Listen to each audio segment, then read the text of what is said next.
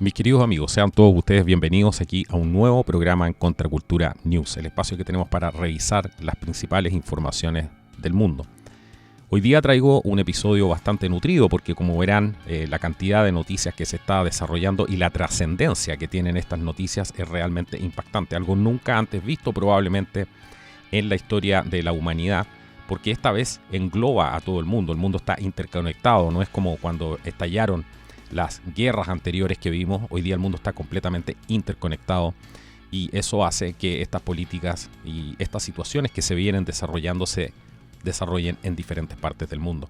Es por eso que he preparado este episodio especial para ustedes con muchísima información que creo que deben conocer para que se puedan formar, como siempre les digo, una perspectiva mucho más real de lo que aquí realmente está sucediendo y finalmente puedan sacar sus propias conclusiones, porque de eso se trata este espacio. Después de este pequeño corte comercial, ya volvemos. Quédense atentos. Bueno, ya estamos de vuelta aquí en este nuevo episodio de Contracultura News y vamos a partir de inmediato viendo y poniendo en contexto lo que realmente está pasando aquí, o al menos tratar de entender la complejidad de toda esta situación. Resulta que la primera noticia que les traigo, que pone todo esto en contexto, habla de China. Vamos a hablar un poco de lo que está pasando entre China y Estados Unidos y con el resto del mundo. Habrán escuchado las noticias sobre Hong Kong, lo que está pasando con China sobre Taiwán, etcétera. Una serie de cosas más que estoy seguro que van a poder entender. Porque China está amenazando ahora con la detención de ciudadanos estadounidenses en respuesta a los académicos que ha arrestado el gobierno norteamericano.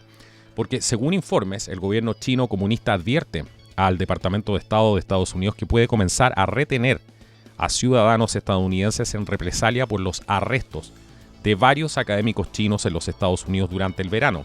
Bueno, estos 5 académicos que se dice estaban realizando una investigación están acusados de fraude de visas por no revelar su estado de servicio activo, nada menos que en el Ejército Popular de Liberación o el EPL.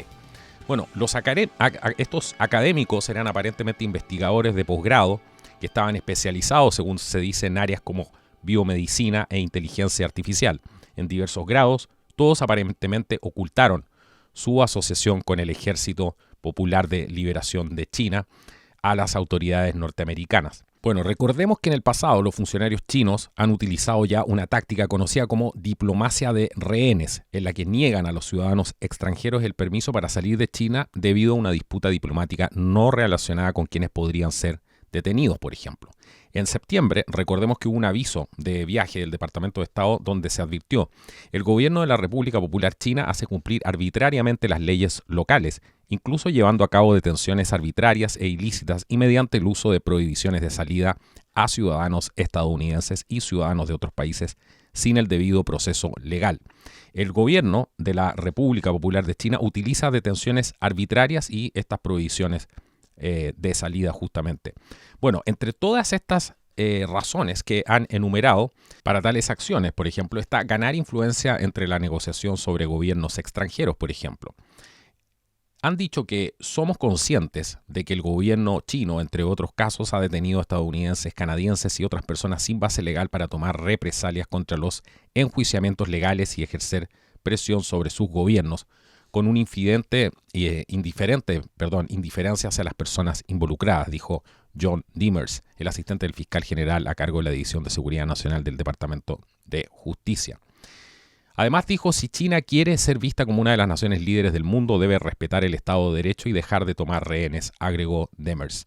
Bueno, pero ¿cuál ha sido la respuesta de los medios de comunicación estatales chinos, comunistas, que han advertido el sábado que los arrestos de los académicos chinos podrían no ser buenos para la seguridad de los ciudadanos estadounidenses? Es una clara amenaza y diciendo, si me siguen pillando a mis espías, si me siguen pillando a mis agentes, a los infiltrados que tengo en Estados Unidos, bueno, voy a tomar rehenes y están haciendo esta advertencia. Además dijeron, Estados Unidos ha detenido a bastantes académicos chinos por cargos de espionaje, lo que no es bueno para la seguridad de algunos ciudadanos estadounidenses en China. Bueno, pero veamos por qué se produce todo esto. Sabemos cómo, a diferencia de los presidentes anteriores, el presidente Trump ha tratado al gobierno comunista chino como el adversario global que es, habiendo iniciado aranceles comerciales sobre algunas importaciones chinas, emitiendo, por ejemplo, las restricciones a las corporaciones chinas debido a las preocupaciones de seguridad nacional y mostrando así un gran interés en las acusaciones militares de China en el mar sur de China. Esta detención de estos académicos chinos es aparentemente una gran vergüenza para el gobierno chino en la forma en que estas otras acciones, por ejemplo, no lo fueron, ya que están hablando abiertamente, están exponiendo realmente todo un aparataje dentro del país para llevar a cabo el plan final que tienen, que es lo que habló el general Hao Tian, que lo revisamos en uno de estos podcasts. Vean ese podcast que se llama justamente el plan de China para conquistar el mundo. Bueno, las amenazas chinas han comenzado justo después de que los académicos relacionados con el ejército chino, en particular un científico llamado Tang Juan, se instaló en el consulado chino de San Francisco después de ser interrogado por el FBI en junio. Según se informa, los funcionarios chinos amenazaron con detener a un estadounidense en China si no se le permitía a Tang salir del consulado y regresar a China. El FBI además arrestó a Tang en junio cuando abandonó los terrenos del consulado. Hasta ahora los chinos no han tomado represalias en este asunto, pero Tang permanece en Estados Unidos después de declararse no culpable de los cargos de fraude de visas. Bueno, con todas el tema de las elecciones generales que hay en Estados Unidos y a solo 2 semanas a partir de ahora que quedan, cada vez está avanzando más rápido el reloj. Quizás los comunistas en China estén presagiando una relación futura difícil si su candidato preferido, que sabemos que es Joe Biden, no sale victorioso el 3 de noviembre, lo que es tremendamente difícil por la información que justamente vamos a ir revisando el día de hoy en este programa. Pero ¿qué les parece si accedemos a una información que pocos conocen y que estoy seguro que les va a permitir entender esto mucho mejor? Porque se trata de el autor que se llama Roger Cliff, que es el autor de un estudio reciente sobre el Ejército Popular de Liberación de China, que se titula El Poder Militar de China, evaluación de las capacidades actuales y futuras. ¿Qué es lo que dice Cliff que es tan importante?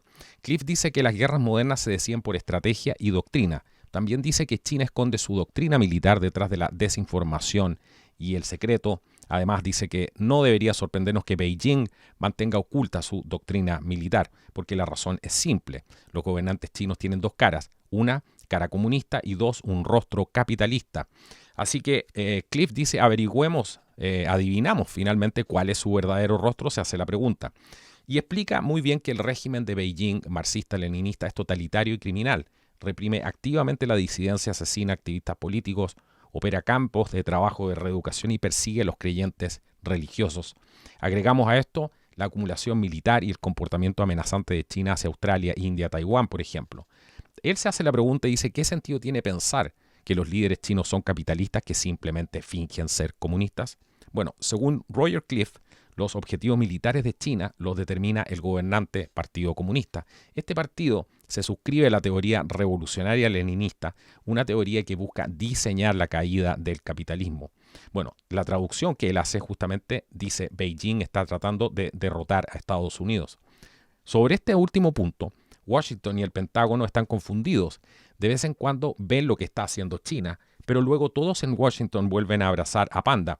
Uno podría preguntarse entonces por qué comerciamos con China cuando Beijing usa tantas prácticas comerciales desleales. ¿Por qué toleramos, por ejemplo, su continuo robo intelectual y subversión política?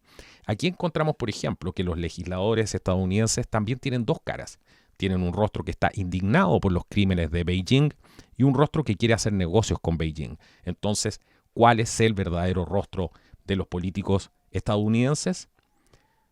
Bueno, la política comercial de Estados Unidos con China es peligrosa, dice él, y dice que debe parar. No deberíamos compartir tecnología con el Ejército Popular de Liberación, no deberíamos dar acceso a los comunistas chinos a nuestro sistema financiero. El presidente Xi Jinping es un matón que se sienta en la cima de un régimen asesino, plagado de corrupción y preparado para la agresión militar. La estrecha colaboración con un régimen así nos dará finalmente un puñal por la espalda, dice Cliff. Es solo una cuestión de cuándo los comunistas chinos decidan acuchillarnos. Después de todo, Estados Unidos es el enemigo que el Partido Comunista ha jurado destruir. En este libro, además de Roger Cliff, hay varias pistas sobre la estrategia militar de China para derrotar a Estados Unidos. Por eso encuentro que es tan importante esta información, porque se complementa con otras que hemos ido mostrando en el programa a través del tiempo. Dice, sabemos que la estrategia china enfatiza la preferencia, la sorpresa y el deseo de una decisión rápida. Los textos chinos dicen, por ejemplo, toma la iniciativa tan pronto como puedas.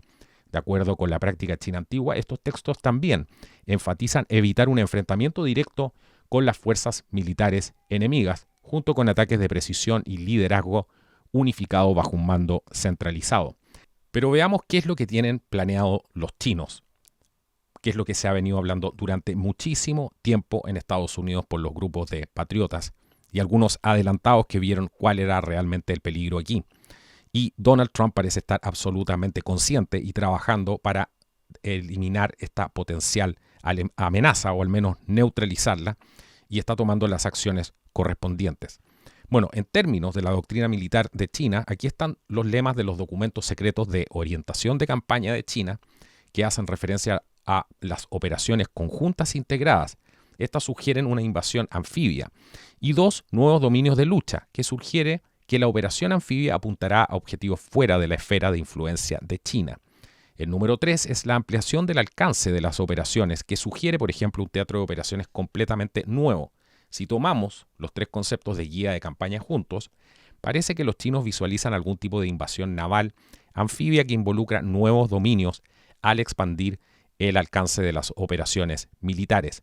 Todo esto lo tenemos que meter dentro del conjunto de los posibles ataques de MP, el tema de la supremacía del espacio en este momento. Es por eso que, sin ninguna duda, Trump ha creado el Space Force justamente para poder tener un dominio y asegurado tener un dominio sobre el espacio. Recordemos, en la Segunda Guerra Mundial se probó que quien tenía el dominio, por ejemplo, del aire, tenía una gran ventaja. Y hoy día, evidentemente, ya no es solamente el aire, sino que es el dominio del espacio. Así que todo esto prueba de alguna manera lo que está pasando detrás de las cortinas, en esas salas quizás de situación en la Casa Blanca o en el Pentágono. Bueno, más recientemente, el Ejército de Liberación Popular ha emitido un 4º concepto de guía de campaña en apoyo a los 3 primeros, a saber, por ejemplo, operaciones antiterroristas, porque al parecer los chinos esperan ocupar el territorio de alguien asistiendo a la resistencia civil, es decir, al terrorismo. Por lo tanto, se requiere contraterrorismo, posiblemente en la línea de las referencias del general Chi Haotian en su discurso secreto, que les nombré recién, al asesinato de mujeres y niños y prisioneros de guerra. Esto tiene mucho que ver con lo que está pasando con Black Lives Matter y algunas de las noticias que han llegado de cómo los chinos aparentemente estarían apoyando también a este tipo de movimientos dentro de Estados Unidos. Bueno, entonces habría que preguntarse, según Cliff dice, ¿podría los documentos de orientación de campaña del Ejército Popular de Liberación referirse a un ataque directo en territorio estadounidense tras el colapso de la economía estadounidense en un escenario, por ejemplo, de guerra civil? Bueno, cuando el autor le preguntó si los estrategas rusos o chinos habían contemplado alguna vez una invasión de América del Norte, el coronel Stanislav Lunev refirió a la operación Weserübung, la invasión alemana de Noruega en el año 1940. Luego hizo una mención especial a las tropas de infiltración. El papel de tales tropas en un escenario de invasión ruso-chino podría ampliarse considerablemente para las operaciones en América del Norte. Las tropas, por ejemplo, podrían infiltrarse en los Estados Unidos como turistas, estudiantes o extranjeros ilegales. Una vez dentro de los Estados Unidos podrían recoger uniformes y armas en escondites secretos de armas.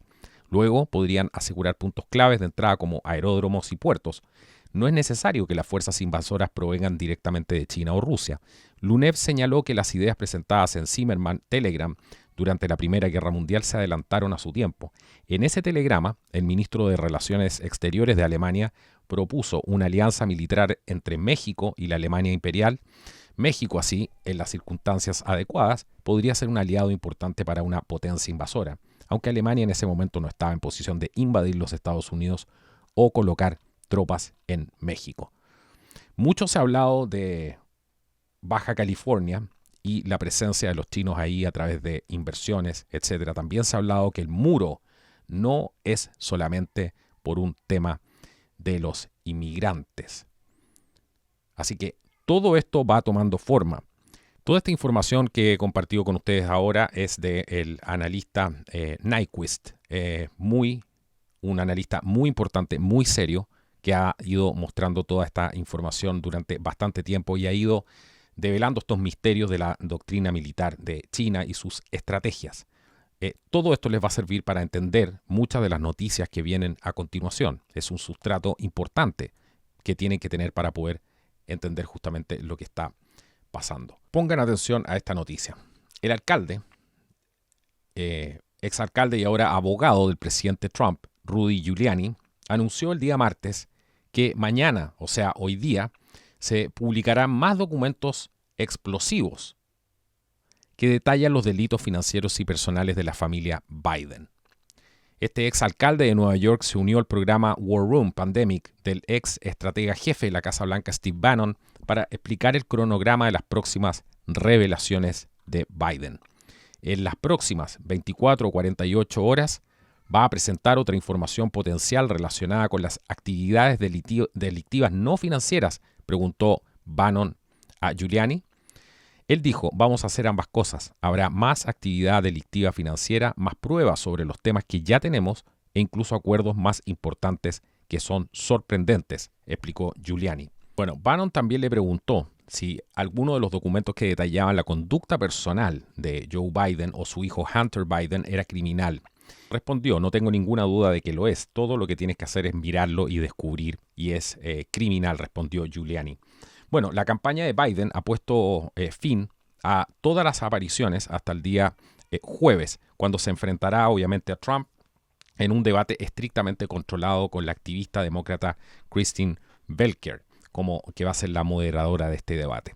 Para los que vienen llegando aquí a esta noticia por primera vez y no entienden lo que está pasando, bueno, les voy a hacer un pequeño resumen de los últimos acontecimientos que están dejando al candidato, al menos moralmente, Joe Biden, fuera de campaña absolutamente. Se trata de un laptop, un computador personal que tenía su hijo Hunter Biden, que lo llevó a una tienda de reparaciones, no lo retiró. La persona de la tienda de reparaciones lo vio la información que había, a quién pertenecía, y quedó impactado por lo que había dentro de este laptop, así que lo llevó al FBI. Aparentemente el FBI no habría investigado esta situación, pero facciones patriotas, al menos del FBI, por lo que se informa, habrían desclasificado esta información que estaba bajo 7 llaves y llegó a manos del exalcalde de Nueva York y actualmente abogado de Donald Trump, Rudy Giuliani. Resulta que se ha mostrado alguna información de lo que hay en este laptop y es absolutamente explosivo. Incluso un ex agente chino que al parecer ha desertado, explicó que las imágenes que había dentro del computador, videos y todo este tipo de cosas relacionaban a Hunter Biden juntamente con un tema con menores. ¿Ya? Vamos a dejarlo solamente ahí. Así que esta información es muy explosiva, como se darán cuenta. Bueno, pero profundicemos un poco más de esto para que entiendan de qué se trata. Lo que ha desatado este laptop justamente de Hunter Biden, el hijo de Joe Biden. Los medios demócratas y los principales medios de comunicación y los operadores de los demócratas engañaron uniformemente al pueblo norteamericano y al mundo sobre las revelaciones sobre la corrupción de Joe Biden detalladas en la computadora portátil de su hijo, caracterizando toda esta historia con el caballito de batalla que ya conocemos, como una estrategia de desinformación rusa. Ahí es donde despiertan, ¿cierto?, en el inconsciente colectivo del pueblo americano la amenaza rusa que todavía tiene algunas reminiscencias de la Guerra Fría y podría estar viva. Por lo tanto, ya utilizaron esta estrategia con Trump y no le funcionó, y Trump ahora los está literalmente cazando, diciendo, ahora ustedes me dijeron que estaba metido con los rusos, bueno, veamos en qué están metidos ustedes.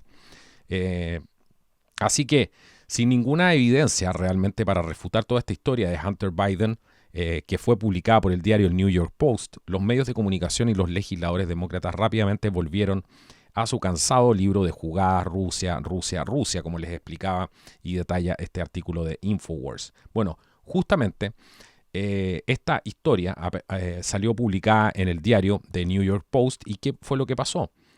hubo un escándalo inmediato y trataron de censurar por todas las vías posibles de que esta información se siguiera propagando. Así que, bueno, que la izquierda quedó nuevamente expuesta como mentiroso después de que el director de Inteligencia Nacional, John Ratcliffe, aclarara el lunes que la historia de Hunter Biden no era de ninguna manera desinformación rusa. Más bien, esas afirmaciones fueron intentos de los demócratas de desacreditar la historia con fines políticos. Sabemos que en un fin último van a tratar esto como simplemente una conspiración más, una cosa, bajarle completamente el perfil, que va a ser evidentemente la estrategia que va, me imagino, utilizar el ciudadano Biden para enfrentar, no sé cómo va a enfrentar a Trump en este debate, que además está con unas reglas bastante complejas, porque en el fondo no quieren que Trump le responda, evidentemente, y que, como siempre, se quede con la última palabra. Así que se presentó, además, un hilo integral de capturas de pantalla de los principales reporteros de los medios de comunicación de CNN, de New York Times, el NPR, el PBS, el CBS News, MSNBC, el Washington Post, etc., USA Today e incluso Business Insider, todos repitiendo el mismo tema de conversación de desinformación rusa. Una orquesta al unísono tratando de armar esta sinfonía de desinformación sin ningún tipo de evidencia que lo respalde. Según lo que dijo Giuliani, según lo que ha estado empezando a mostrar, ha mostrado algunos mordiscos, algunos bocados de lo que habría en este laptop. Pero ¿cuál es el verdadero problema aquí de fondo? Es que Joe Biden, con la influencia de su hijo Hunter, ha vendido dólares realmente y influencia a muchos países extranjeros mucho antes de las elecciones. Así que a 15 días de las elecciones, 14 días, con un número récord de gente que ya ha votado anticipadamente y que muchos no tienen idea de todo esto, todo fragmento de información hoy día es vital para tomar las decisiones de millones de votantes. Entonces, no se puede permitir que esta información justamente se censure, porque ustedes saben lo que significa eso. Es una interrupción justamente en un proceso electoral.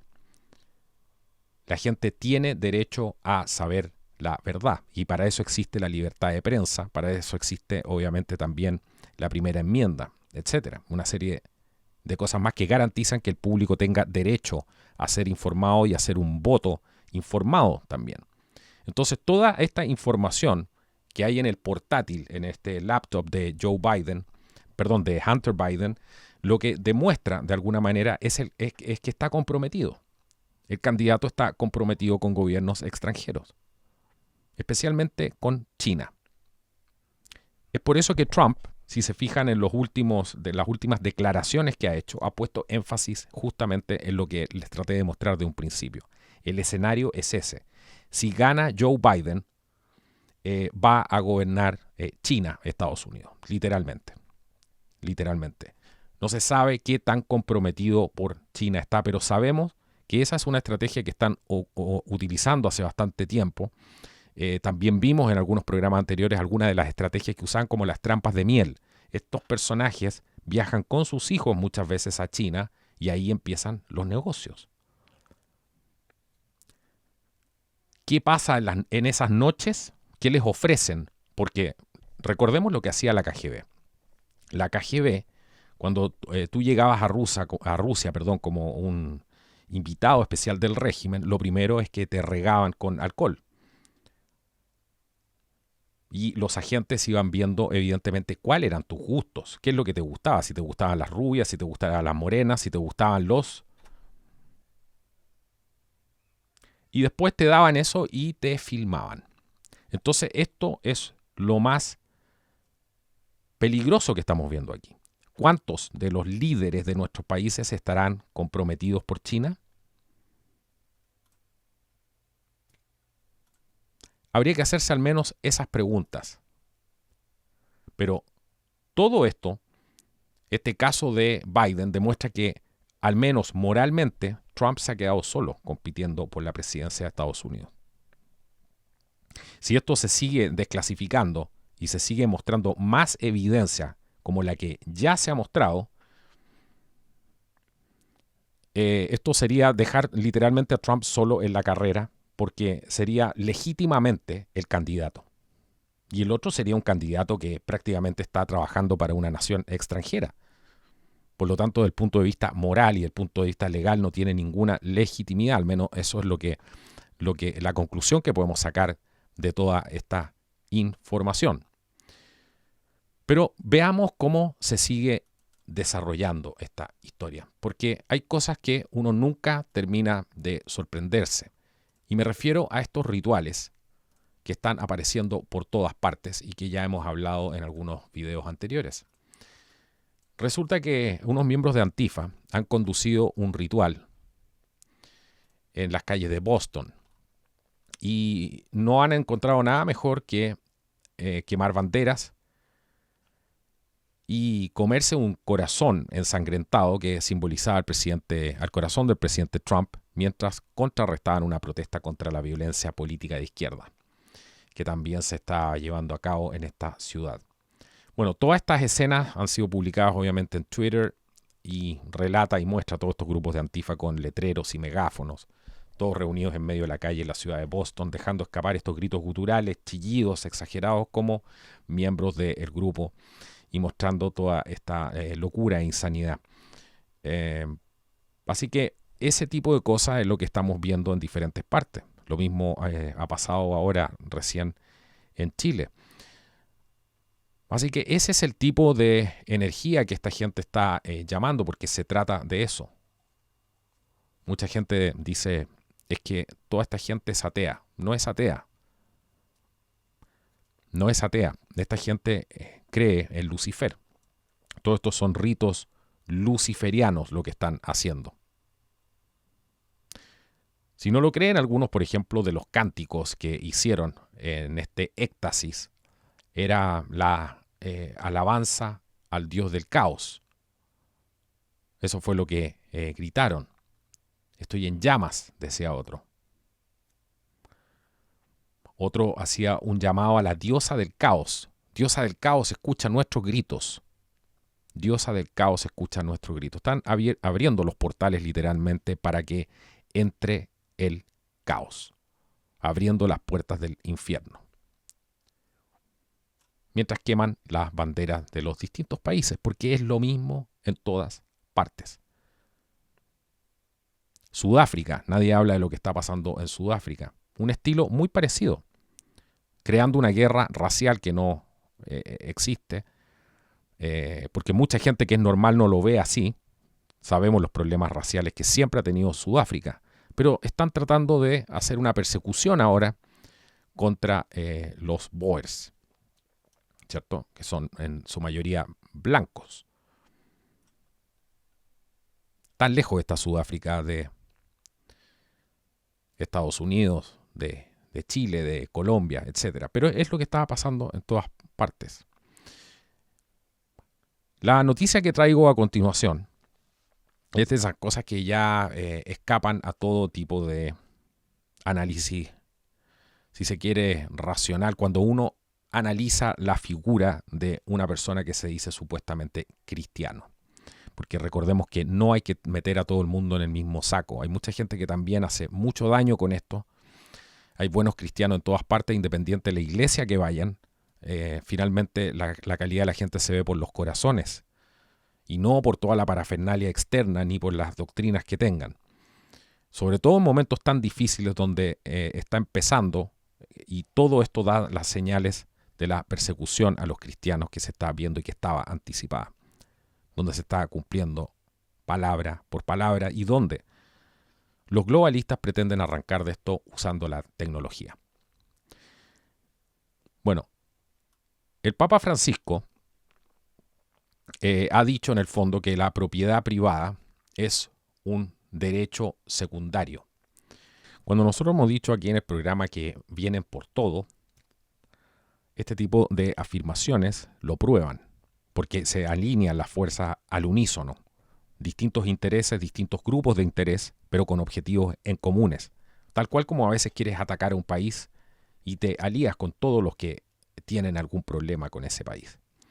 Bueno, en Fratelli Tutti, el Papa Francisco Primero afirma, por ejemplo, que los pensadores cristianos entendieron que si una persona le falta lo necesario para vivir con dignidad, es porque otra persona lo tiene o lo está deteniendo de poder lograr eso. En otras palabras, los pobres lo son porque alguien más tiene los bienes de todos los hombres que necesitan justamente para vivir con dignidad. En resumen, para Francisco, este es el fundamento de la idea de que los derechos de propiedad personal son secundarios a la propiedad comunal de los bienes. Así que esto que está diciendo está poniendo sobre el tapete y trabajando justamente esta idea de impulsar a la gente a creer en estos derechos colectivos, el colectivismo. Este colectivismo que anula justamente al individuo, anula los derechos individuales, porque la protección de los derechos de propiedad, entre otras cosas, asegura finalmente el bien común. Se permite la competencia también y una serie de cosas más, el desarrollo humano basado justamente en la sana competencia, en la convivencia, en el respeto. Bueno, todo esto obviamente está disfrazado del amor a los pobres y todo ese tipo de cosas cuando el marxismo lo único que hace es repartir y multiplicar la miseria.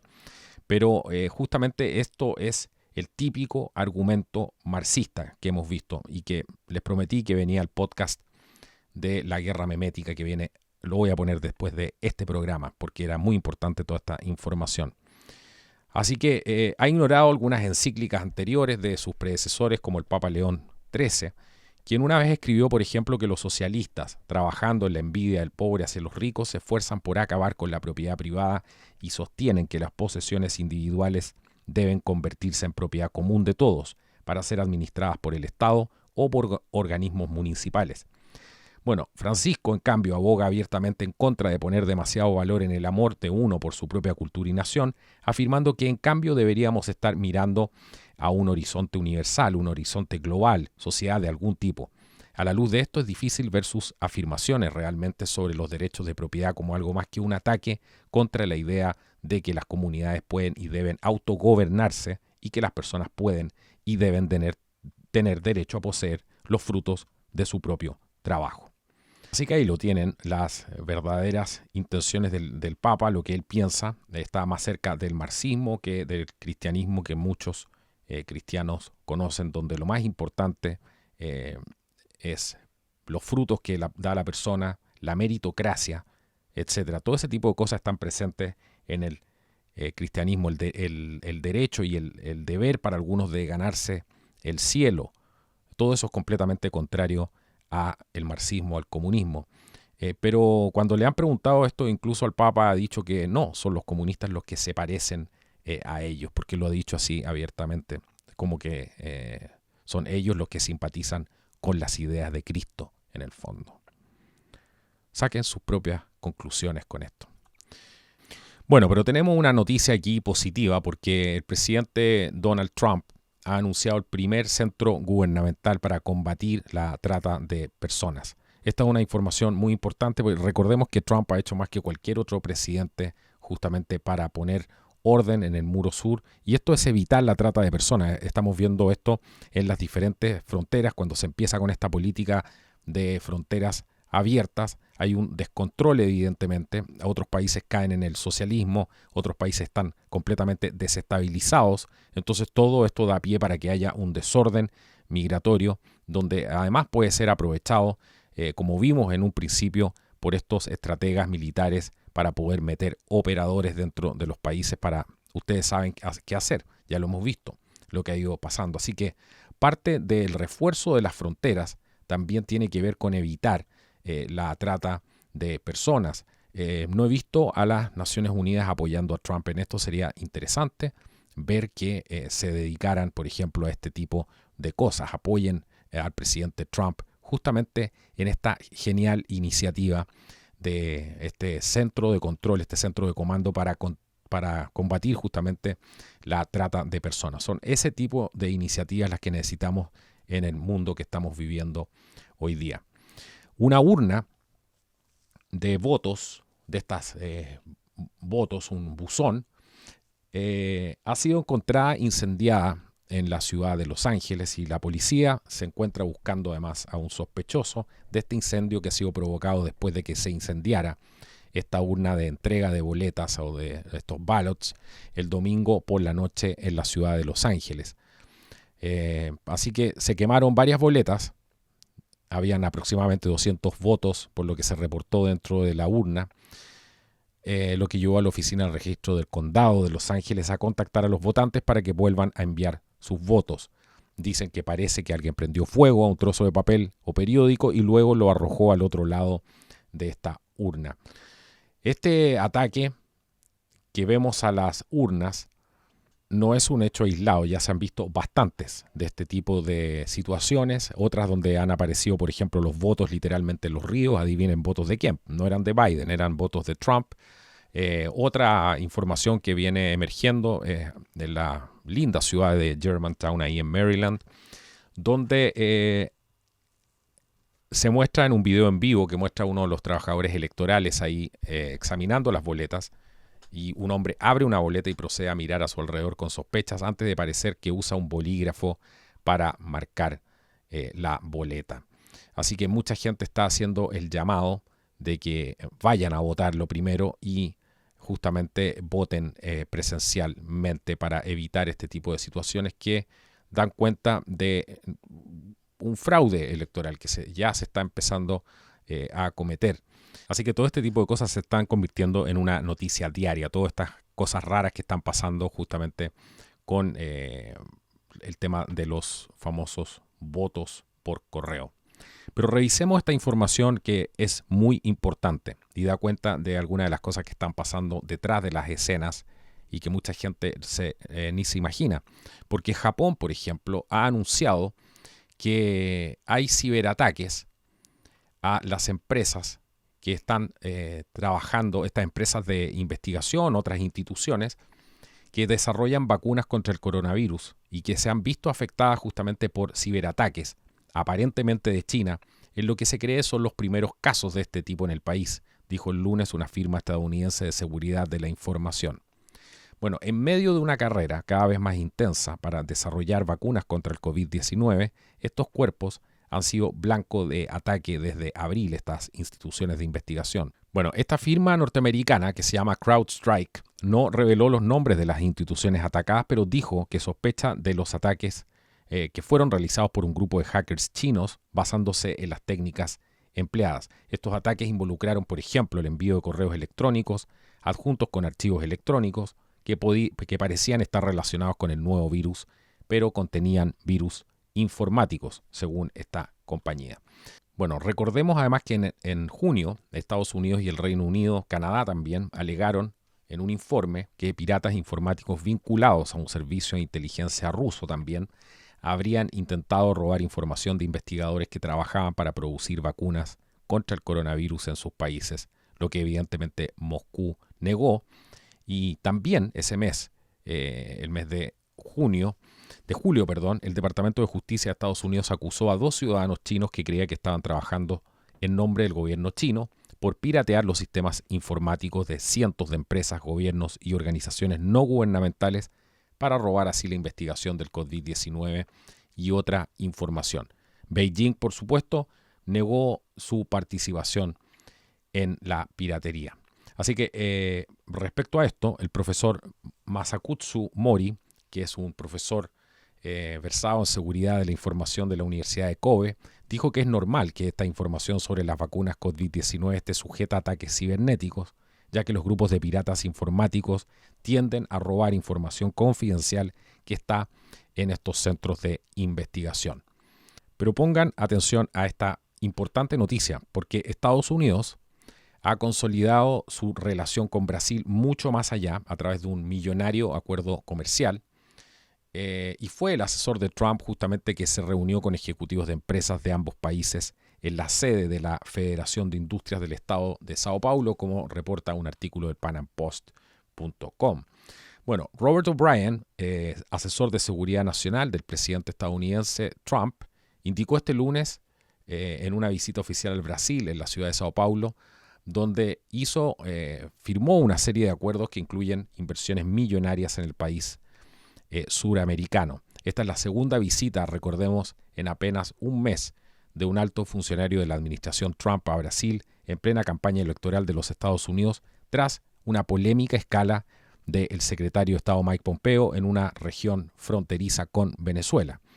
Este viaje se centró entonces en la situación de Venezuela y provocó una ola de críticas, evidentemente, por parte de legisladores y ex cancilleres de izquierda brasileros que interpretaron la visita de Pompeo como un acto de provocación y hostilidad hacia una nación vecina.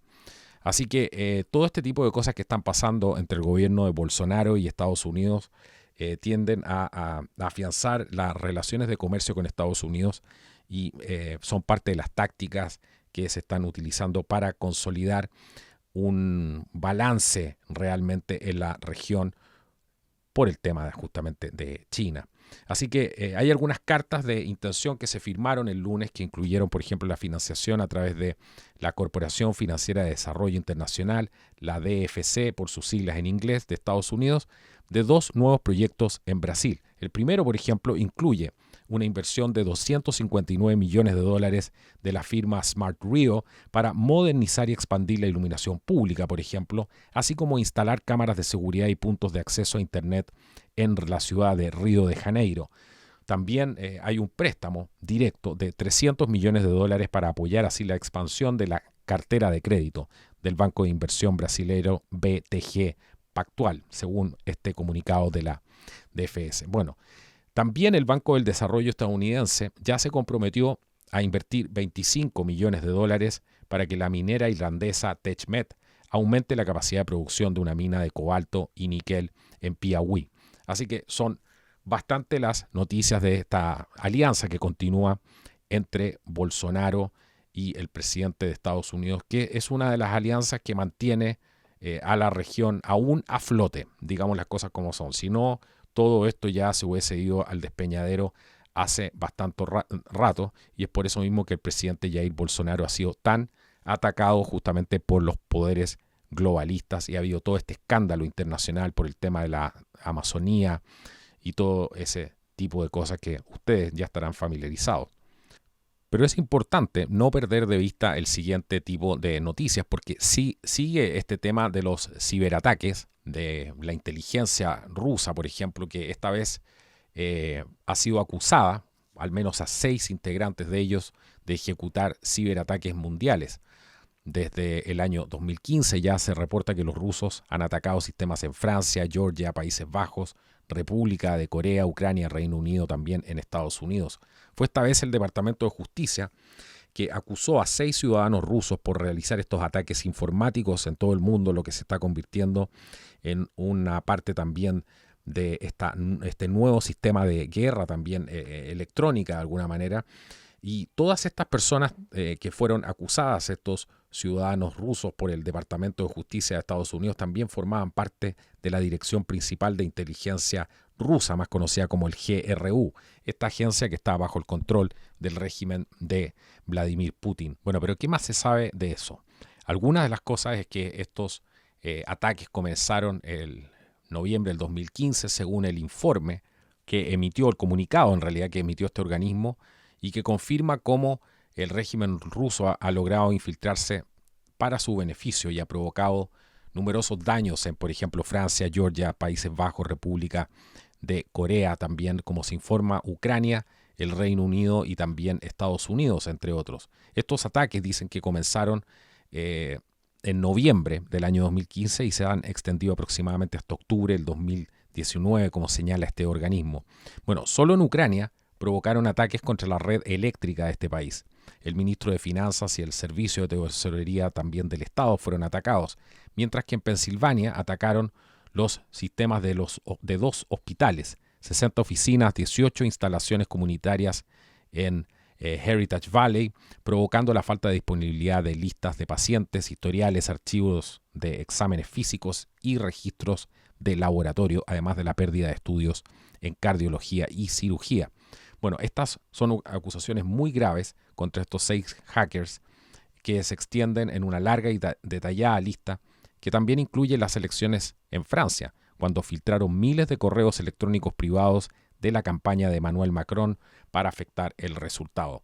Este presidente Emmanuel Macron, que también está haciendo noticia en este momento justamente por estar aboliendo la capacidad que tienen los padres para poder educar a sus hijos en sus propias casas con la excusa de combatir al terrorismo islámico. Es eso lo que está haciendo justamente ahora. Así que hay mucha preocupación y consternación en este momento de los padres en Francia, que tiene que ver con esta prohibición que pretende hacer el gobierno para que puedan los padres decidir cómo educar a sus hijos, y si es que los quieren educar en su casa, esto sea completamente ilegal y estén obligados a estar en el sistema estatal de educación para evidentemente lavarles el cerebro. No tiene ningún otro objetivo el negar el acceso a que los padres tengan la capacidad de educar a sus hijos.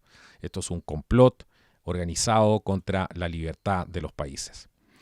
Y si no lo creen, en Chile Dios ha muerto y es la antesala del totalitarismo, como afirma este artículo también del Pan Post. Mediante todo esto, la destrucción de iglesias, la izquierda muestra cómo debe eliminar toda competencia también en el plano cultural y moral en su lucha por instaurar una religión oficial, el culto al Estado, de la misma manera en que lo están haciendo en Francia. Trataron de meter también este tema de la ESI y una serie de cosas más. Esto se repite en todas partes. La iglesia de Notre Dame ardió en París y ahora están ardiendo iglesias en diferentes partes del mundo. Dios ha muerto y por eso se habla que es la antesala del totalitarismo, según este artículo de Mamela Fialo. Así que todo esto viene ocurriendo desde hace años. Por ejemplo, en la región de la Araucanía se ha extendido a Santiago, a la ciudad de Valparaíso, desde esta revolución que se inició en octubre del año del 2019. Esta noticia de que estas iglesias han sido quemadas se ha propagado por todo el mundo. En el primer mes solamente de la insurrección, de la revolución, fueron incendiadas catedrales emblemáticas que eran patrimonio cultural y al menos 7 templos evangélicos. Los promotores del cambio constitucional, los que van por el apruebo, por cambiar la Constitución, que es el tema que hay en este momento en Chile, donde se está disputando este apruebo o rechazo para poder tratar de hacer una asamblea constituyente y cambiar la Constitución y entregarle a la clase política más traidora de la historia de Chile una hoja en blanco, porque eso es lo que quieren hacer en el fondo, y donde los promotores del apruebo al cambio de Constitución en Chile han mostrado cómo su cambio de sistema requiere destruir todo remanente vinculado a la historia de la nación. Ahí uno se da cuenta de la infamia cultural que hay aquí, el poco amor propio, porque esto parte por el amor propio, por la no aceptación. Por eso esta gente necesita pertenecer a estos rebaños, necesita ser aceptado por estos rebaños, por la cultura de la tribu, y después muestra el poco amor que le tienen a su propio país. Chile es un país de los países más sísmicos del mundo, donde cuesta muchísimo mantener el patrimonio cultural, porque si no lo echa abajo los terremotos, lo echan abajo los vándalos. Entonces Chile se está convirtiendo en un país sin ningún tipo de patrimonio cultural producto de esto. Estas iglesias antiguas que tenían toda una historia, y es muy difícil pillar construcciones antiguas en Santiago, de más allá de 1830, es muy difícil. Así que evidentemente aquí hay una guerra contra la base moral de la sociedad, que es primordial, sobre todo porque el fundamento ideológico del cambio constitucional es darle dotes divinos al Estado, es hacer el culto al líder, como sale en los planes del Foro de Sao Paulo, desde el dador de la vida hasta el emisor del maná del cielo. Eso es lo que pretenden hacer con el Estado, según este artículo del Pan Post, que me ha parecido bastante acertado para describir lo que está pasando en Chile. Bueno, desde el Partido Comunista de Chile y allegados han sembrado entre los jóvenes la idea de que el Estado tiene el poder no solo de regir la moral, sino que incluso hasta los bienes y servicios pueden y deben ser regidos y entregados por este. Tal es así que pretenden lograr su tan ansiada igualdad mediante una constitución que garantice derechos sociales. ¿Se acuerdan del Papa recién? De Francia. Bueno, en palabras de Henry Hazlitt, el marxismo no solo es beligerantemente ateo, sino que busca destruir la religión porque cree que la misma es el opio de los pueblos, es decir, porque apoya una moral burguesa que desaprueba el engaño, la mentira, la traición, la ilegalidad, la confiscación y la violencia. Es primordial para todo este tipo de movimientos negar el concepto de derechos naturales, no emitidos por el Estado y por lo tanto no son sujetos a este. Comenzando por el primero, la vida. Para los activistas de extrema izquierda solo existen los derechos emitidos por el Estado. Yo no soy abogado ni nada por el estilo. Pero lo que estamos viendo aquí es la muerte del derecho natural. Si podemos de alguna manera describir la Constitución de los Estados Unidos, que mucha gente ni siquiera entiende, es una Constitución cuyo espíritu es el derecho natural, porque los derechos son entregados por Dios. Eso dice el ius naturalismo. Sin embargo, lo están reemplazando por derechos emitidos por los hombres, por el Estado, por aquellos que van a controlar esta situación. Están dándole todo el poder a los corruptos, a las mafias que actualmente nos están gobernando. Bueno, con este plebiscito del apruebo, están exigiendo que, por ejemplo, el aborto sea un derecho, lo opuesto a lo regido hasta el momento, donde la vida se protege desde la concepción. Con esto ratifica la necesidad de destruir los templos donde se enseña que la vida es sagrada y por tanto debe ser protegida. Por definición, la profanación consiste en dañar algo que se considera sagrado, especialmente cuando el profanador conoce el valor sagrado de lo que profana. Ciertamente, los destructores de las dos iglesias quemadas en Chile el domingo 18 de octubre, en el marco del primer aniversario de la insurrección de Chile o revolución, demostraron conocer el valor de los templos destruidos, más considerando que una de las iglesias era un lugar de culto de las fuerzas de orden, los carabineros o la gloriosa policía de Chile, que jamás se arrodilló, como pasó en Estados Unidos, que fue una vergüenza. Los carabineros de Chile jamás se arrodillaron ante los insurgentes. Y como siempre, el matón del barrio, Nicolás Maduro, ha respondido a Bolsonaro. ¿Por qué? Por este despliegue militar ruso en la frontera con Brasil. ¿Por qué nos complica toda esta historia? Y vamos a pasar a explicar algunas de las cosas que están sucediendo. Porque el sábado 17 de octubre, habitantes de la Gran Sabana vieron a un grupo de oficiales que identifican entre rusos y venezolanos haciendo ejercicios militares. Bueno, la relación entre Venezuela y Brasil ha tocado niveles preocupantes de deterioro. Ahora ha llegado un grupo de rusos al estado de Bolívar, zona estratégica en la frontera de ambas naciones, que puede aumentar los impases con el país vecino del sur. Esta intromisión de agentes de Vladimir Putin ocurre a escasos días de que Brasil desplegara la llamada Operación Amazonas. La reciente operación ejecutada en las zonas cercanas a Venezuela preocupa a Nicolás Maduro, algo que se ha evidenciado desde la visita del jefe de la diplomacia estadounidense Mike Pompeo, como les conté anteriormente, al estado brasilero de Roraima hace varias semanas en el marco de una gira por varios países de esta región.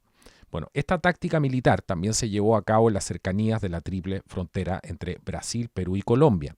Sin embargo, la tensión que existe entre el régimen venezolano y el gobierno de Jair Bolsonaro dio pie a que se utilizaran otras estrategias que tengan como excusa salvaguardar la frontera. Bueno, una periodista venezolana, Sebastiana Barraez, relató que la llegada de los rusos a Santa Elena de Guairén, en el estado de Bolívar, fue aparentemente intempestiva, camuflada por su vestimenta, uniformes del ejército venezolano, por supuesto.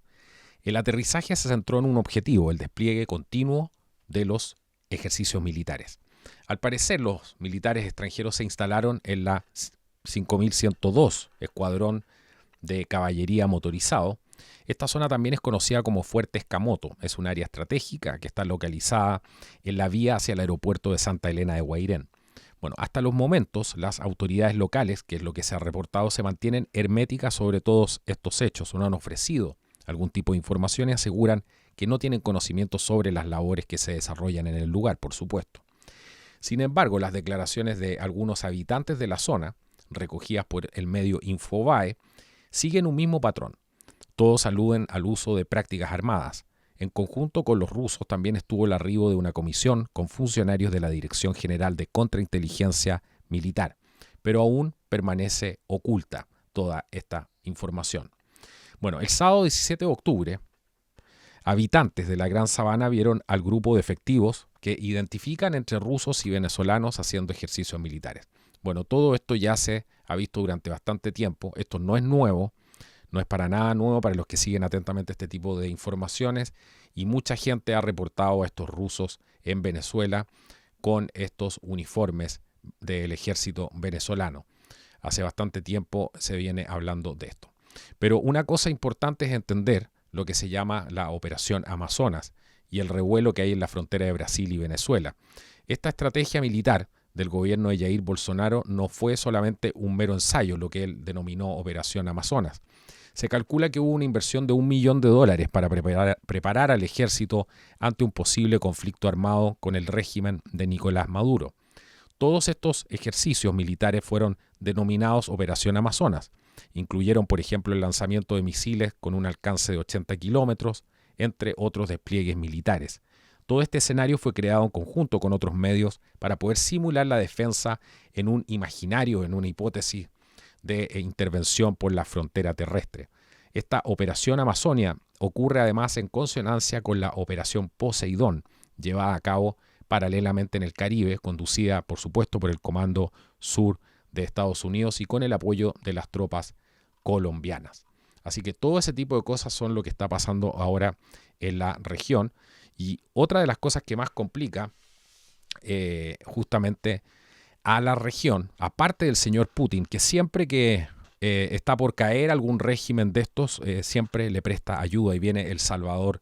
Así que toda esta gente que cree que el señor Vladimir Putin es un patriota, un gran defensor de la familia y todo ese tipo de cosas, yo creo que están profundamente equivocados. Gracias al señor Vladimir Putin es que tiranos como Nicolás Maduro aún no han podido caer. Esa es la realidad de la situación que estamos viviendo. Y otra de las cosas que está preocupando mucho a la región, especialmente afectando a países como Argentina, Brasil también, Chile, el Perú, va a ser este lamento boliviano, que es la victoria del socialismo en Bolivia, la victoria del suicidio, de la cultura del suicidio, que ha sido festejada evidentemente por toda su camarilla de compinches. Pero ¿qué es lo que preocupa justamente con el triunfo de Luis Arce, con Luis Arce en el poder en Bolivia? Bueno, Josep Umire, especialista en seguridad global y director ejecutivo del Centro para una Sociedad Libre y Segura, dijo al Pan Am Post que una victoria del MAS en la presidencia de Bolivia podría intensificar las actividades ilícitas de Irán en ese país. Dijo lo siguiente: ya no se trata de actividades solamente clandestinas, con una victoria legítima del MAS y con un Irán con mayor legitimidad por no tener embargo de armas. Ahora se trata de mayor cooperación abierta entre ambos países, señaló. Recordemos que levantaron la prohibición de este embargo de armas que había en Irán, así que ahora pueden volver a vender estas armas. Bueno, Umire además explicó que Bolivia ha sido epicentro de rutas clandestinas, tanto de narcotráfico como de minerales que llegan como materia prima para la fabricación también de armamento. Con la llegada de Arce al poder, Irán podría camuflar la compra y venta de armas para seguir con sus negocios ilícitos. Con el levantamiento de este embargo, Irán quiere hacer crecer su mercado en Venezuela, evidentemente. Quiere legitimar su comercio. Por eso envía gasolina y alimentos a Venezuela para decir que son socios y luego comercializar armas. Esta estrategia la pueden replicar también en Bolivia con el MAS, señaló. Evidentemente van a tratar de asegurar por todas las vías una permanencia en el poder, como ya lo hemos visto, porque no creen en la democracia. Si no, recordemos simplemente lo que pasó cuando Evo Morales llamaba abiertamente y se filtraron estos audios donde él abiertamente estaba llamando a cortar las rutas de abastecimiento a las ciudades, literalmente. Así que, bueno, todo esto ha generado una presión entre Estados Unidos e Irán, que es lo que está pasando ahora y que se convierte en una estrategia de presión a la vez contra Estados Unidos. Si Irán envía estas armas, ¿qué va a hacer Estados Unidos?, cuestionó, por ejemplo. Bueno, hasta ahora el régimen persa y la Guardia Revolucionaria Islámica han usado las mismas rutas clandestinas de narcotráfico para movilizar minerales utilizados en la fabricación de armamento bélico, y Bolivia se habría convertido en un epicentro de todo esto. Así que con Evo Morales también se hizo todo este tipo de acuerdos de construir empresas y negocios de fachadas especializados en tecnología militar y científica, y al mismo tiempo tener un proyecto encubierto con guardias revolucionarias, señaló Umire. En todo este tiempo no sabemos cuánto material ha adquirido Irán de América Latina, agregó. Este especialista además recordó que en el año 2012 se descubrió un cargamento hallado en el sótano de un inmueble del agregado de defensa de Venezuela en Bolivia. Se trató de bolsas de basura que contenían tantalio, un mineral que también es usado en armamento militar. Así que esto es una oportunidad, como dice también un artículo del Panam Post, una oportunidad de oro para el crimen internacional, ya que Irán exportará y venderá estas armas, como celebró el ministro de Defensa iraní, el general Amir Hatami, tras el cese de este embargo de armas que les comentaba recién. Así que todo esto no es una muy buena noticia, especialmente para Chile, especialmente para Brasil, para la gente del Perú. Si se intensifica esta relación entre Irán y Bolivia, podría ser algo muy, muy, muy complicado y ayudaría aún más a desestabilizar la región y consolidar el poder del socialismo. Bueno, volvamos un segundo a Estados Unidos para hablar de lo último que está pasando entre el tema de las elecciones, que ya no queda prácticamente nada hacia el 3 de noviembre, solamente un par de días. Y ha habido todo un debate, valga la redundancia, por este propio debate que va a haber este día 22 de octubre entre ambos candidatos, donde ha salido una extraña regla, que obviamente a la que se opone la campaña de Trump, que va a silenciar el micrófono de cada candidato para permitirle a su oponente 2 minutos de tiempo de respuesta ininterrumpido, en el fondo para que no lo pueda interrumpir. Y normalmente cuando lo interrumpe le dice Trump a Biden, le dice, es que estás mintiendo, es que eso no es real, o cuenta la otra versión de la historia. Entonces no van a permitir que eso suceda, porque en el último debate Trump, la verdad es que se quedó siempre con la última palabra, y están tratando evidentemente que eso no pase. Así que el presidente ha dicho que está comprometido a debatir con Joe Biden, independientemente de los cambios de última hora en las reglas de la comisión parcial, en su último intento así de proporcionar ventaja evidentemente a su candidato favorito por parte de esta comisión que se dice parcial. Todo esto lo dijo el gerente de campaña de Trump, Bill Stepien. Bueno, la comisión está de debates presidenciales, ha afirmado que no es partidista y anunció el lunes que el segundo y último debate presidencial silenciará el micrófono así de cada candidato durante 2 minutos durante la respuesta inicial a 6 de los temas que se van a tocar en este debate.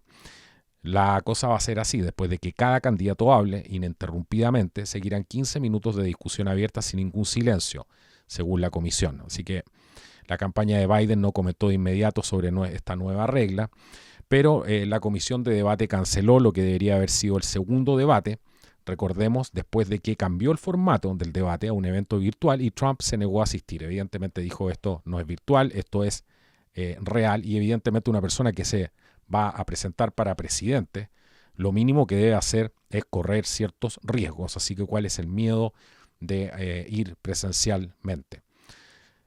La campaña de Trump ha criticado repetidamente a toda esta comisión por tener estos prejuicios contra Trump, evidentemente. Así que vamos a estar muy atentos para este debate del día 22 de octubre, porque si el debate anterior ya fue bastante explosivo, imagínense cómo va a ser este con todo lo que se sabe de Biden ahora, con este laptop que se filtró y toda esta información, que mucha de ella evidentemente ya está en posesión del presidente. Eso es completamente evidente por la relación que tiene Giuliani con Trump. Así que ya podrán imaginarse cómo va a estar de explosivo ese debate. Hablando de cosas complicadas que no tienen explicación racional, pero sin embargo están ocurriendo ahora. que se refiere a la censura, por ejemplo, a los doctores, a los especialistas. Y esta vez ha sido censurado nada más ni nada menos que el doctor Scott Atlas, que es miembro del grupo de trabajo sobre el coronavirus de la Casa Blanca. Bueno, Scott Atlas ha criticado esta censura de los datos y hechos que él presentó en Twitter y ha comparado la censura con la URSS y Corea del Norte, por supuesto. Este asesor de pandemias de la Casa Blanca, Scott Atlas, que tiene una visión muy, muy distinta al doctor Fauci, ha criticado a Twitter por eliminar su publicación sobre el uso de mascarillas en medio de la pandemia, comparando toda esta medida con la censura extrema de Corea del Norte y la Unión Soviética. Este nuevo asesor de salud pública del presidente Donald Trump expresó el día domingo su escepticismo sobre la efectividad de las mascarillas para ayudar a frenar la propagación del virus del Partido Comunista Chino. ¿Las mascarillas funcionan? Dijo no, escribió junto con ejemplos de lugares donde los casos de infección están aumentando actualmente a pesar de que se hace cumplir las reglas del uso de estas máscaras. Esta publicación también contenía citas, por ejemplo, de la Organización Mundial de la Salud, del Centro Oxford de Medicina Basada en Evidencia y los Centros para el Control de Enfermedades. Esa es la situación ahora con la censura, en este caso de esta plataforma Twitter. Bueno, más tarde, la publicación original que hizo Atlas fue eliminada después de que Twitter la marcara como que contiene información potencialmente engañosa relacionada con COVID-19. Atlas dijo que su cuenta también estuvo bloqueada, además, durante 12 horas. Esa es la realidad de la censura que se está viviendo. Ya no les importa absolutamente nada. Gran parte de la decadencia que estamos viviendo como cultura justamente es por este tipo de cosas, porque no hay valor por la ciencia. Son una serie de mercachifles que hay aquí que están administrando el discurso público, están administrando la medicina sin ser médico, etcétera. Eso es lo que estamos viendo, profesores que no son profesores, sino que simplemente se dedican a hacer adoctrinamiento político, jueces que no ejercen la justicia porque simplemente están ahí también para hacer activismo político y para defender a sus huestes y a sus camaradas. Entonces, todo eso que estamos viendo es la antesala del totalitarismo, porque no les importa la salud pública, no les importa la opinión de un doctor. Simplemente aquí hay una agenda, esa agenda está clarísima y quien se vaya en contra de esa agenda, bueno, le pasa lo que le pasó en este caso al doctor Atlas. Y si no creen todo esto, nos vamos a ir con esta penúltima noticia, que es una sorpresa probablemente para ustedes, porque uno se imagina hasta dónde puede llegar todo esto. Se trata de dictadores asesinos que han ganado asientos en el Consejo de Derechos Humanos de la ONU, según este diario de New American. Bueno, todas estas dictaduras asesinas, brutales, incluidas múltiples tiranías comunistas e islamistas, de todos estos asesinatos en masa que han cometido, han sido seleccionadas esta semana para formar parte del controvertido nada más ni nada menos que el Consejo de Derechos Humanos de las Naciones Unidas, tal como ustedes lo escuchan. Todo esto a pesar de que muchos de esos regímenes se consideran no calificados para servir en un organismo de derechos humanos de la ONU. ¿Quiénes son algunos de estos países que esta vez están participando, que han sido seleccionados por sus altos estándares de respeto a la vida humana y por supuesto a los derechos humanos? Uno de estos países, para que se hagan una idea, es Cuba, China, así como los regímenes que gobiernan Pakistán, Uzbekistán, Nepal. Así que para que se hagan una idea del menú de aquellos que van a administrar sus derechos humanos. Ya teníamos a Venezuela además, ¿cierto?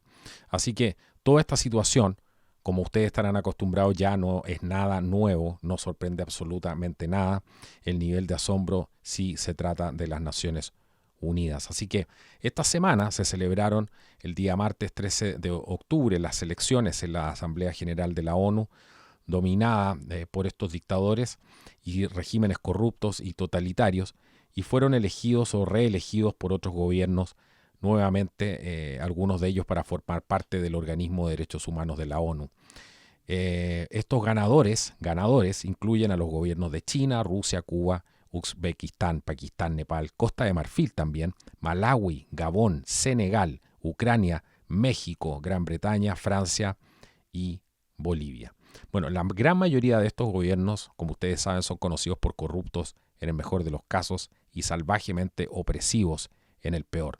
La China comunista es reconocida casi universalmente como uno de los peores violadores de los derechos humanos del planeta y quizás de la historia de la humanidad, porque el tipo ya de experimentos que se hace incluso con sus oponentes políticos es una cosa que nadie puede entender. Bueno, el régimen de Beijing, que ha asesinado a más personas que cualquier gobierno en la historia, celebró su victoria, evidentemente. Según el portavoz del Ministerio de Relaciones Exteriores comunista chino, Zhao Liyan, la decisión de los Estados miembros de la ONU de nombrar a Beijing para el Consejo de Derechos Humanos fue una prueba de alto reconocimiento del historial de derechos humanos del régimen por parte de la comunidad internacional, nada más ni nada menos.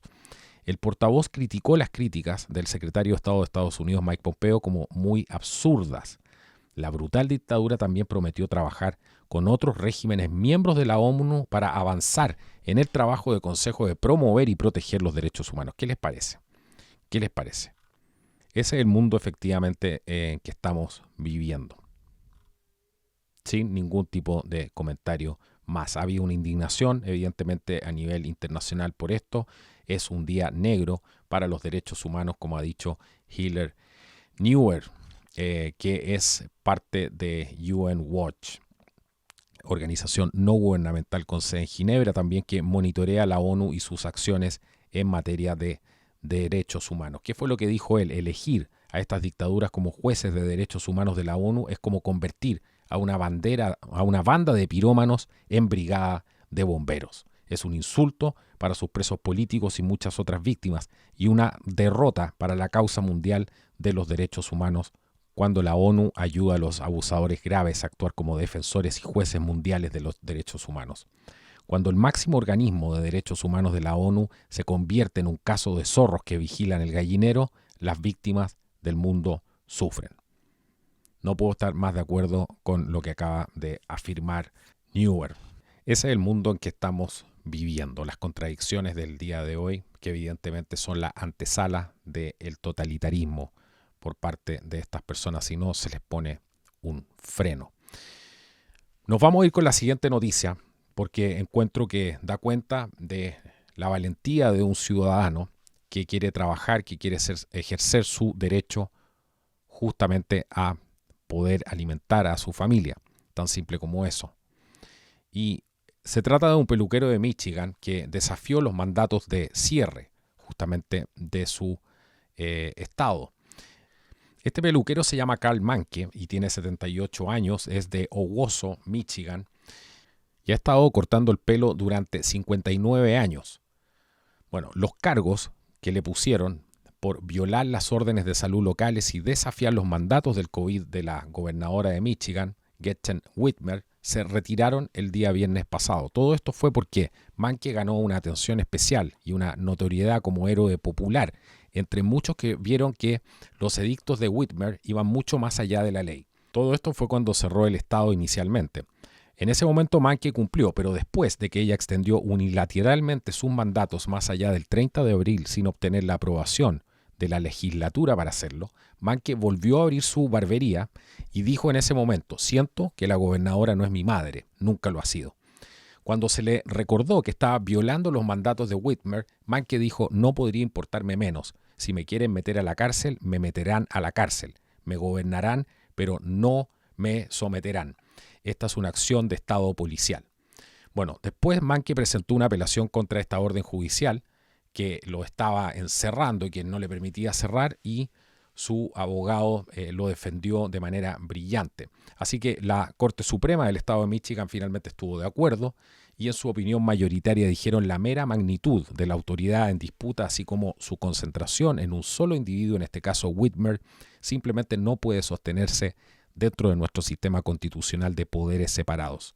Bueno, Manke se ha convertido en un fenómeno nacional, fue noticia nacional y apareció a menudo en Fox News y como invitado en el programa de radio de Glenn Beck. Aprovechó además la oportunidad y comenzó a ofrecer recuerdos, en este caso camisetas, tazas de café, cosas por el estilo que presentaban su imagen y lo declaraban el peluquero de Estados Unidos, nada más ni nada menos.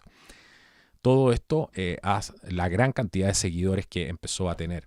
Finalmente, clientes de todo el estado hicieron el viaje a Owosso para cortarse el pelo con Mankiw. Le abrieron una cuenta de GoFundMe que recaudó casi $100,000. Su resistencia incluso inspiró una protesta en el Capitolio del estado, donde sus compañeros barberos cortaron el pelo gratis a sus seguidores. Los cargos fueron retirados después de que la Corte Suprema del Estado falló en contra de Whitmer. La fiscal finalmente dijo, basándonos en ese fallo, no sentimos que los cargos pudieran seguir adelante. ¿Qué fue lo que dijo este héroe popular norteamericano, este barbero? Dijo, definitivamente es un peso en mis hombros. Solo quiero ganarme la vida. No soy una amenaza para la salud de nadie. Demostró así ser una amenaza para la extralimitación de Whitmer y agregó, un barbero la detuvo. Un barbero. Bueno, queridas amigas y amigos, he querido irme con esta historia de un héroe urbano, como es el caso de este peluquero del estado de Michigan, Karl Mankiw. Necesitamos muchos más de esos héroes urbanos, porque si algún día vamos a salir de todo esto que estamos viviendo, de la complejidad de la situación que se nos presenta ante nuestros ojos, donde hasta los más incrédulos, esa gente que uno hablaba antes con ellos hace mucho tiempo y encontraban que no, que todo iba a estar bien, que todo iba a arreglarse, pero que en el fondo uno veía que desconocían absolutamente todo lo que estaba pasando detrás. Bueno, hasta esa gente hoy día está reconociendo que la cosa se viene muy complicada y sobre todo si no tomamos acción concreta en todo esto.